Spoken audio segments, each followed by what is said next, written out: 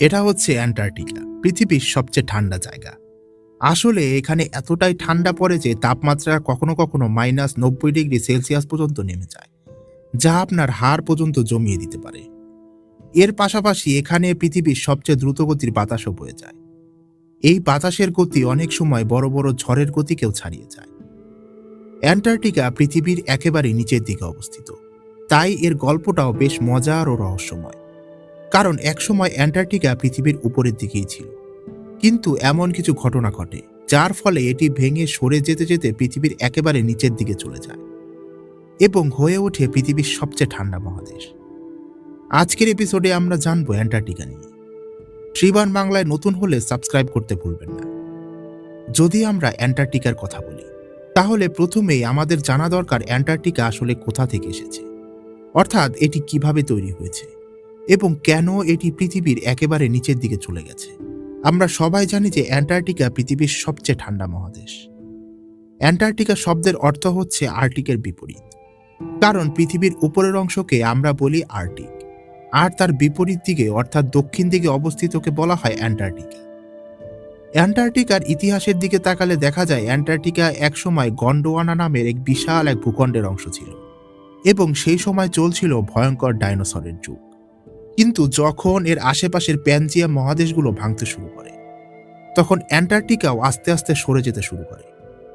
অনেক গবেষকরা দাবি করেছেন প্রায় 20 মিলিয়ন বছর আগে এই জায়গাটি ছিল সম্পূর্ণ সবুজ ও উর্বর। তবে গন্ডোয়ানা ভেঙে যাওয়ার ফলে পৃথিবীর বিভিন্ন মহাদেশ আলাদা হয়ে যায় এবং অ্যান্টার্কটিকাও ভেঙে সরে যেতে যেতে পৃথিবীর একেবারে নিচের দিকে অর্থাৎ দক্ষিণ দিকে চলে যায়।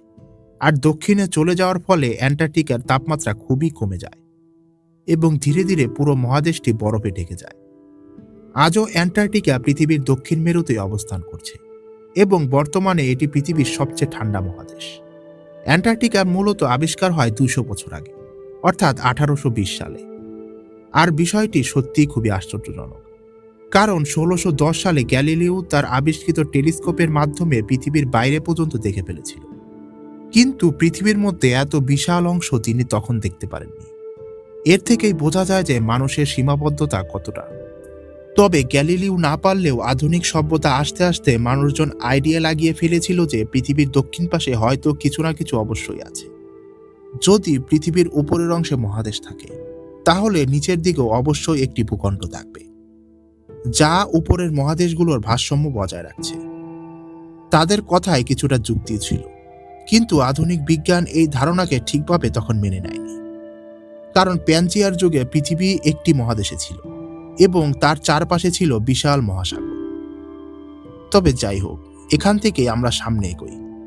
সে প্রাচীনকাল থেকে মানুষ আস্তে আস্তে দক্ষিণের দিকে একটা ভূমি আছে বলে মনে করত এবং কল্পিতভাবে তার নামও দেয়। সেই সময় তারা এর নাম দিয়েছিল টেরা অস্ট্রালিস ইনকগনিটা, অর্থাৎ অজানা দক্ষিণের ভূমি। তখন টেরা অস্ট্রালিস ছিল একটি কল্পিত মহাদেশ, কিন্তু এই ধারণা 1773 সাল পর্যন্তই ছিল। কারণ 1773 সালে জেমস কুক নামের একজন বিখ্যাত অভিযাত্রী প্রথমবারের মতো অ্যান্টার্কটিকার সার্কেল অতিক্রম করেন। তিনি অ্যান্টার্কটিকার আশেপাশের সমুদ্র অঞ্চল ঘুরে দেখেন এবং তার দৃঢ় বিশ্বাস হয় যে এখানে নিশ্চয়ই একটি বড় মহাদেশ লুকিয়ে আছে। তিনি অ্যান্টার্কটিকার খুব কাছে দিয়ে গিয়েছিলেন, কিন্তু সরাসরি তিনি সেখানে ঢুকতে পারেননি। যদিও তিনি টেরা অস্ট্রালিস চোখে দেখতে পারেননি, তবুও তিনি দৃঢ়ভাবে দাবি করেন যে এখানে নিশ্চয়ই একটি বড় মহাদেশ রয়েছে, কিন্তু তিনি বলেন সেখানে পৌঁছানো প্রায় অসম্ভব। তবে 1820 সালে হয়ে যায় সেই অসম্ভব কাজ এবং আমাদের সামনে প্রকাশ পেয়ে যায় পৃথিবীর সবচেয়ে ঠান্ডা ভয়ানক দক্ষিণ মেরু। অ্যান্টার্কটিকা পৃথিবীর সবচেয়ে ঠান্ডা, শুষ্ক এবং বাতাসযুক্ত মহাদেশ। এখানে শীতকালে তাপমাত্রা নেমে যায় প্রায় 60 ডিগ্রি থেকে 80 ডিগ্রি পর্যন্ত। এরকম আবহাওয়ার মাঝে মানুষ স্থায়ীভাবে কখনোই বসবাস করতে পারে না।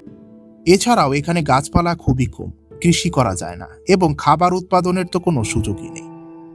তাই পৃথিবীতে অন্য মহাদেশগুলোর মতো এখানে এখনো শহর, গ্রাম বা স্থায়ী কোনো জনবসতি গড়ে ওঠেনি। তবে এই মহাদেশ কিন্তু সম্পূর্ণ মানবশূন্য নয়। বিভিন্ন দেশের বিজ্ঞানীরা এখানে গবেষণা করার জন্য রিসার্চ স্টেশন তৈরি করেছে। গ্রীষ্মকালে প্রায় 4000 থেকে 5000 গবেষক ও কর্মী এখানে থাকেন এবং শীতকালে সেই সংখ্যা কমে 1000-এর মতো হয়ে যায়। তারা মূলত জলবায়ু পরিবর্তন, বরফের স্তর, প্রাণীজগৎ ও মহাকাশ সংক্রান্ত গবেষণা করে। কিন্তু তারা কেউ স্থায়ী বাসিন্দা নন।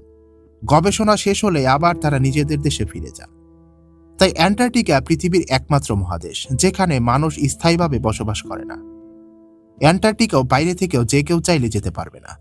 এই মহাদেশ পরিচালিত হয় অ্যান্টার্কটিক ট্রিটি সিস্টেম নামের একটি আন্তর্জাতিক চুক্তির মাধ্যমে, যা 1959 সালে স্বাক্ষরিত হয়।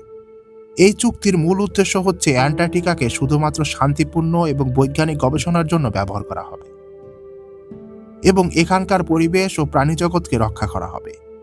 এখানে সাধারণত 3 ধরনের মানুষ যাওয়ার অনুমতি পায়। প্রথমত, বিজ্ঞানী এবং গবেষকরা। তারা বিভিন্ন দেশের সরকারি গবেষণা প্রতিষ্ঠানের মাধ্যমে এখানে যান এবং গবেষণা স্টেশনে কাজ করেন।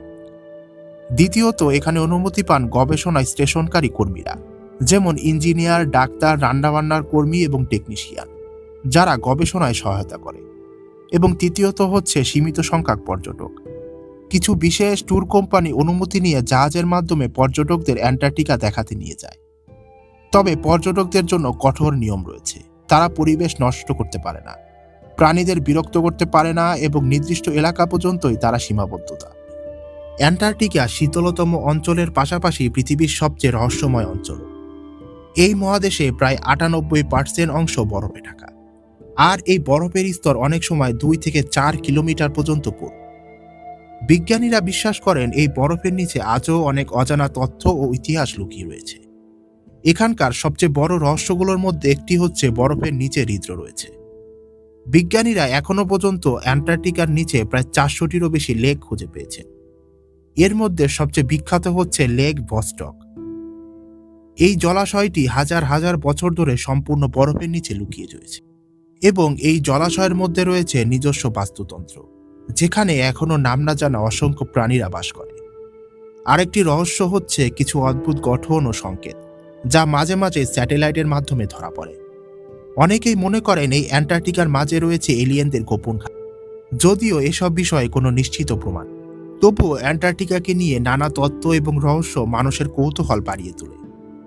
তবে এখানে মানুষ না থাকলেও প্রাণীদের আনাগোনা কিন্তু রয়েছে, যারা যুগের পর যুগ ধরে এই চরমতম পরিবেশে নিজেদের খাপ খাইয়ে নিয়েছে।